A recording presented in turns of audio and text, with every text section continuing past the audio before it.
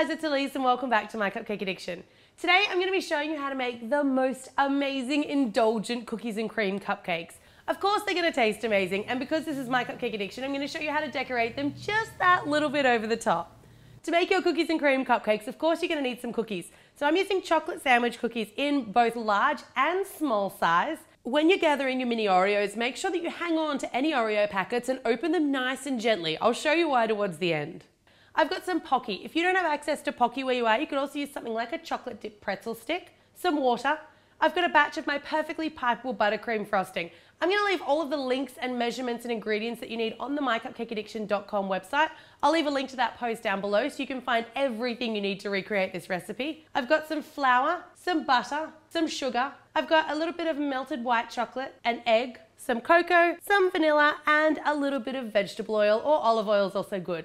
I've got a cupcake tray which I've lined with some cupcake liners, and I'm going to be using an electric mixer today. Let's get started. One of the things I love most about this recipe is that it's so easy. You literally just put all of your cake ingredients into your mixer and turn it on. There's no real order that you need to pop these into, so I'm just going to add in my cocoa, my oil, my water, a little bit of vanilla.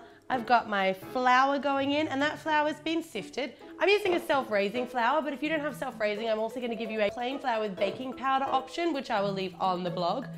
In goes my butter, and that's softened butter. With your cocoa for this too, make sure that it's an unsweetened cocoa because this recipe is going to be sweet enough.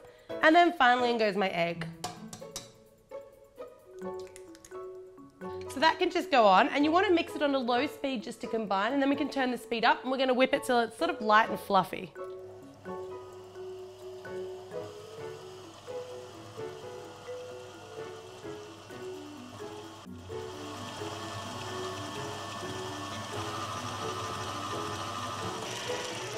One of the things that I love most about this mix is it's got a very definite lightening in colour. So you'll see it starts with that really dark chocolatey colour, and then it kind of lightens up almost like a lighter chocolate mousse. That's when you know it's done. It should be really light and fluffy. I'm just going to line the base of each of my cupcake liners with a full chocolate sandwich cookie.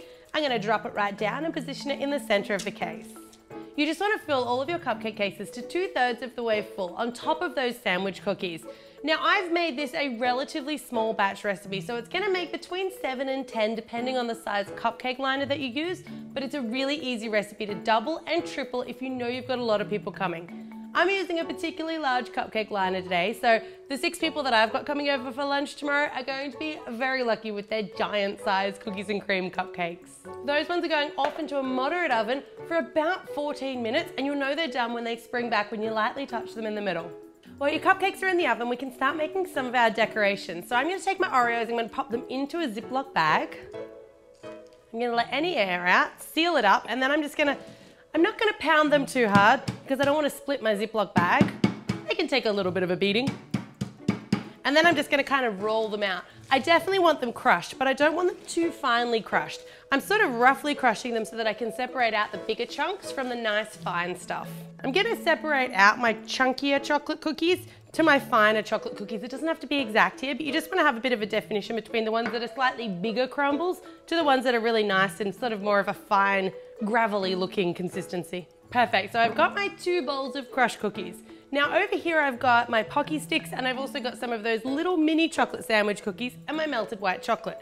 So to do this little effect, I'm going to split 3 of my sandwich cookies in half. I feel like I should have tiny hands with these tiny cookies. And then I'm going to take one of my Pocky.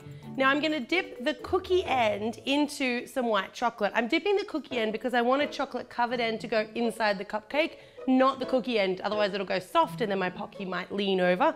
And then I'm going to bunch up my 3 sandwich cookies, lay that Pocky down on top, and squish them back together again. You're going to need as many of these as cupcakes that you've got. So for me, I'm going to need 7. So you're going to make 2 different types of frosting. I've got my plain white vanilla buttercream frosting, so I'm going to separate out half of that, maybe even just a little bit more than half, into a little container. And then the other half of it, I'm going to add some of my cookies to. So I'm going to add in about half of my crushed fine cookies. I'm just going to tip them straight in. And you can up or down the amount of cookie that you want to add. If you add too many cookies and find that your buttercream gets a little bit dry with all that cookie, you can just add like a half a tablespoon of milk just to bring that consistency back to level. Perfect, so I'm just going to stir that through.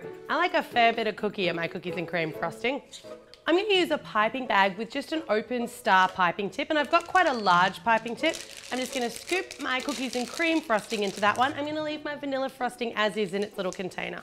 My cupcakes have completely cooled, and now we're starting to get to the good bit. So I'm going to take just a knife and my vanilla frosting, and I'm just going to scoop vanilla frosting straight on the top of my cupcake.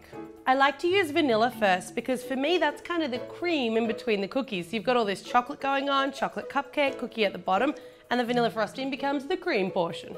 And then I'm going to take that cupcake and I'm going to roll it in those remaining finely crushed cookies. Just around the outside edges. I don't want to put it on the center bit or else my next lot of frosting won't stick. Perfect. So now with my half frosted cupcake, I'm going to take even more frosting and I'm going to pipe a nice little spiral on top of that delicious cookies and cream. And then I'm going to take just a couple of those larger chunks. This is to kind of make it look like there's been a bit of a cookie landslide, if you will. Then you want to take one of your little Pocky Illusions and pop it straight down in the center. Just when you thought these guys couldn't get any better, what we're going to do is you're going to take one of those packets of Oreo cookies. Now when you open them, try to open them nice and neatly. So I'm going to use a pair of scissors just to snip off the corner. You're going to empty out your Oreos. So now you want to take your white chocolate and I'm going to put just a little bit of a dollop of white chocolate on the back of one of my Oreos, just using a skewer or a toothpick. Like so. And then I'm going to take my mini Oreo packet and I'm going to position it down and I'm going to use that white chocolate to effectively glue it to the top of our little cookies. So when you turn that around, what you've got is a perfect little pouring milk and cookies illusion. This guy is way over the top. What you should have is like a stack of Oreos that look like they've hit that cookies and cream frosting and disintegrated. Then they've rolled down and you've got that really nice fine cookies and cream crumb underneath. If you guys know someone that loves Oreos, make sure you share this recipe with them. I guarantee they'll love you for it. If you're not already subscribed to the channel, make sure you do for 2 new videos every week. And as always, guys, thanks very much for watching.